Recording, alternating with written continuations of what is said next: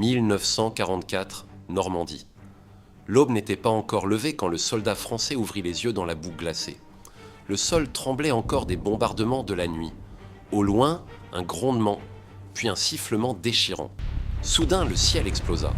Un obus frappa juste derrière la tranchée, projetant terre, pierres et cris dans l'air. « En position !» hurlait le commandant, mais personne ne savait où regarder. À sa droite, un soldat tentait d'installer sa mitrailleuse quand une balle le faucha net. À sa gauche, des silhouettes apparaissaient dans la fumée épaisse, avançant rapidement. Son cœur frappait si fort qu'il couvrait tout le reste.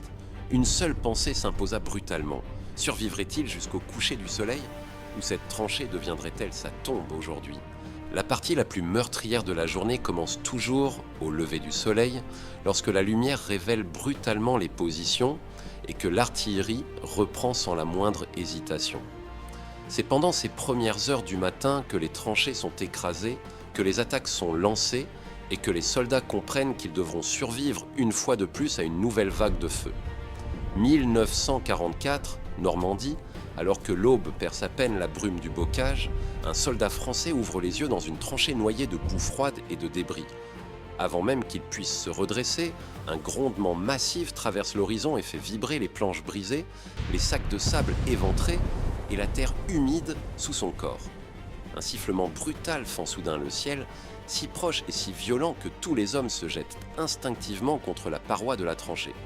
L'obus explose derrière leur position avec une puissance écrasante, projetant dans les airs une tempête de terre, d'éclats de bois et de fragments métalliques.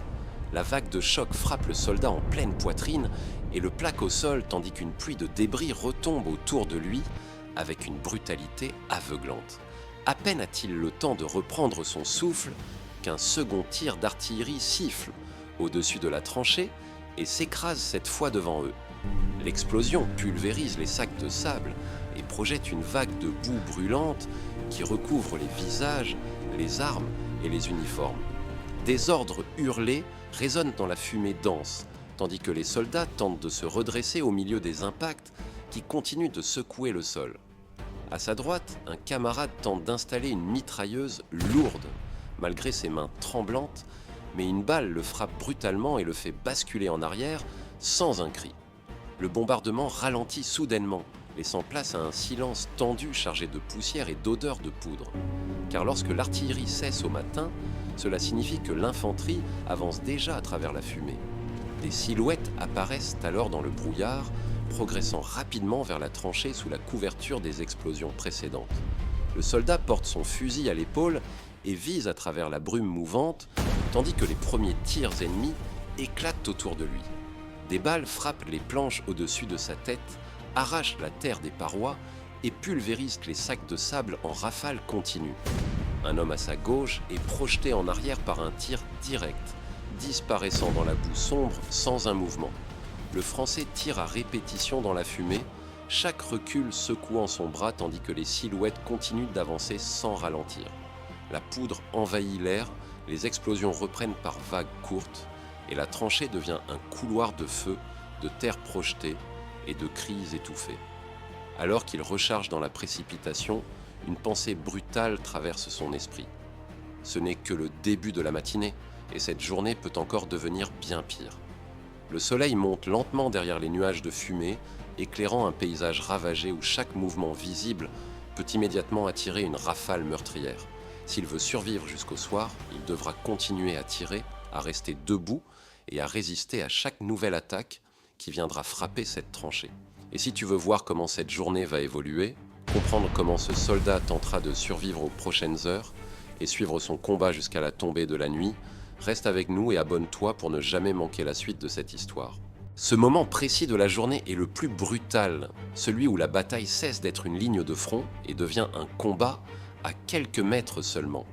Car lorsque le soleil atteint son zénith et que la fumée recouvre entièrement le champ de bataille, l'ennemi n'est plus une silhouette lointaine, mais une présence qui peut surgir à l'intérieur même de la tranchée. À midi, la chaleur commence à monter au-dessus de la boue encore humide du matin, tandis que le grondement continu de l'artillerie transforme le sol en une surface instable et imprévisible. Sans avertissement, une explosion éclate à quelques mètres à peine, projetant une vague de terre et de métal qui s'écrase directement dans la tranchée.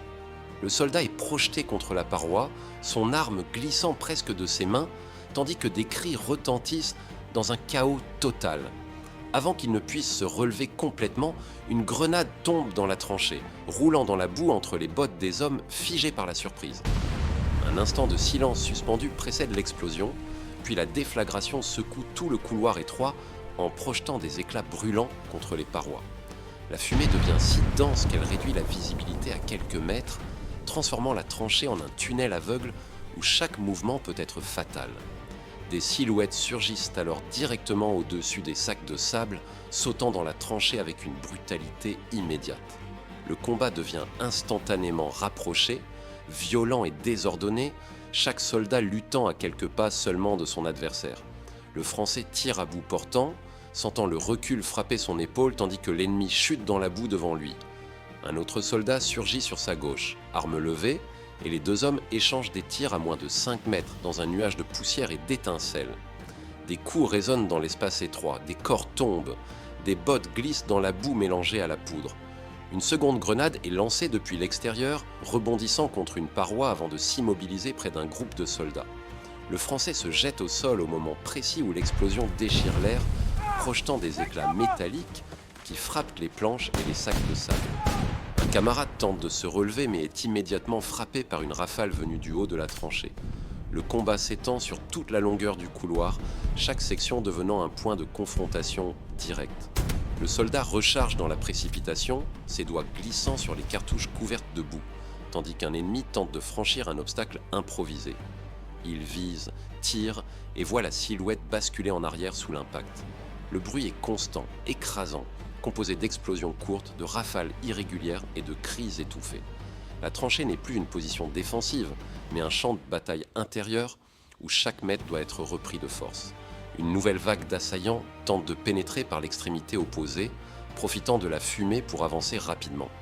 Le soldat se déplace en glissant contre la paroi, tirant à travers le brouillard, reculant d'un pas à chaque impact proche. Un tir frappe le bois juste au-dessus de sa tête, projetant des éclats qui entaillent son casque. Il ne s'arrête pas. Il avance de quelques pas et tire encore, repoussant une silhouette qui tente de franchir les sacs éventrés. Autour de lui, les corps jonchent la tranchée, rendant chaque mouvement plus difficile, plus instable. Un cri retentit derrière lui, suivi d'un silence brutal. Il se retourne juste à temps pour voir un ennemi tomber sous les tirs croisés d'un camarade resté en arrière. Mais le combat ne ralentit pas. Une troisième explosion secoue l'extrémité de la tranchée, soulevant un nuage de poussière qui plonge tout le couloir dans une obscurité temporaire. Le soldat respire difficilement, recharge une nouvelle fois et se prépare à tirer encore. Car à cet instant précis, au cœur de la journée, la bataille n'est plus une question de stratégie ou de position. Elle est devenue une question de survie immédiate. Et alors que la fumée commence à se dissiper lentement, révélant l'étendue des dégâts autour de lui, une pensée traverse son esprit avec une brutalité froide. S'il survit à ce midi, il devra encore tenir jusqu'au soir. Lorsque l'après-midi commence à s'effondrer vers le soir, la bataille devient encore plus violente, car chaque camp sait que les dernières heures de lumière décideront du contrôle du terrain. La fumée s'accumule au-dessus du champ de bataille, formant un plafond gris qui étouffe les sons et rend chaque mouvement imprévisible. Dans la tranchée, le soldat français sent la fatigue peser sur ses bras, mais il n'a pas le temps de ralentir, car les explosions reprennent avec une intensité brutale. Un obus frappe soudain à l'extrémité du couloir, soulevant une vague de terre qui s'engouffre dans la tranchée comme une tempête. Des éclats frappent les parois, arrachent le bois et projettent des fragments brûlants dans l'air saturé de poussière. Le soldat se jette au sol tandis que la déflagration fait trembler tout son corps, puis il se relève immédiatement car des silhouettes apparaissent déjà dans la fumée. Des soldats ennemis avancent rapidement le long du parapet, tirant vers l'intérieur de la tranchée pour forcer une nouvelle percée. Les balles frappent les sacs de sable, déchirent les planches et soulèvent des gerbes de boue autour des défenseurs. Le Français vise à travers la fumée mouvante et tire à répétition, chaque recul secouant son épaule, tandis que les silhouettes tentent de progresser. Un ennemi chute en avant, mais un autre prend immédiatement sa place, avançant en courant malgré les tirs croisés.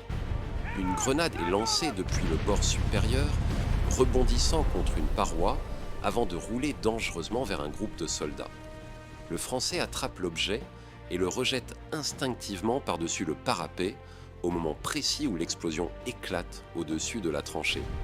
La déflagration projette de la terre et des éclats vers le ciel, tandis que les soldats continuent de tirer sans relâche. Le combat s'intensifie à mesure que la lumière baisse, rendant les silhouettes plus difficiles à distinguer dans le brouillard de fumée. Les tirs deviennent plus rapprochés, plus rapides, presque désordonnés, chaque camp tentant de profiter des dernières minutes de visibilité.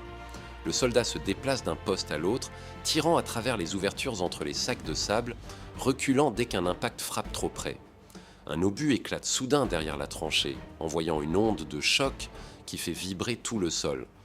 Le Français perd l'équilibre un instant mais se redresse immédiatement et recharge son arme avec des gestes mécaniques. Un ennemi saute dans la tranchée à quelques mètres seulement, déclenchant un combat immédiat à très courte distance. Le soldat tire sans hésitation et la silhouette s'effondre dans la boue avant même d'avoir pu viser. D'autres tentent de suivre mais les défenseurs concentrent leurs tirs, transformant l'entrée de la tranchée en un mur de feu.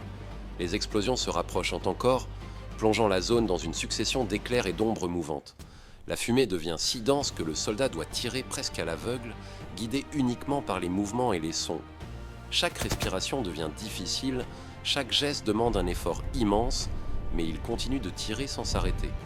Car dans ces dernières heures du jour, la bataille n'est plus une question d'avancer ou de reculer. Elle devient une lutte simple et brutale, rester en vie jusqu'à la tombée de la nuit.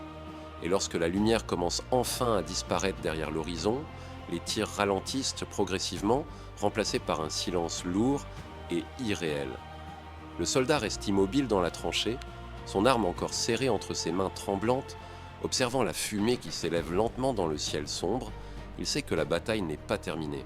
Mais pour cet instant précis, il a survécu à une journée entière de guerre.